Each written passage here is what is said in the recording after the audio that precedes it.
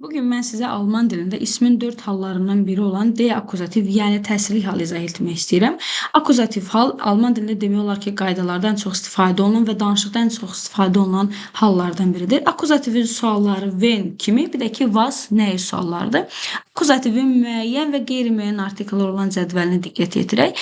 Deyə kişi cinsi denə çevrilir və deyə kişi cinsi qeyri-müəyyən artikeldə aynenə çevrilir. Amma di, das və cəm formasında bizdə heç bir dəyişmə baş vermir. Nominativ halı ilə akuzativ halı olduğu kimi qalır. Və ich sehe den Mann, mən kişini görürəm və yaxud da bir neçə nümunə ich habe einen Hund, sie sieht den Film. Və alman dilində akuzativi tələb edən feillər var ki, bunlar özündən sonra hər dəfə akuzativ hal tələb edilir. Sehen, hören, haben, finden və bir neçəsi.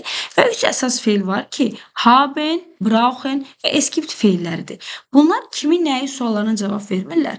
Lakin özündən sonra hər dəfə qeyri-müəyyən artikel akuzativ halı tələb edilir.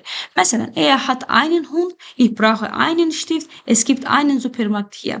Bunlar özündən sonra hər dəfə akuzativin qeyri-müəyyən halını tələb edilir.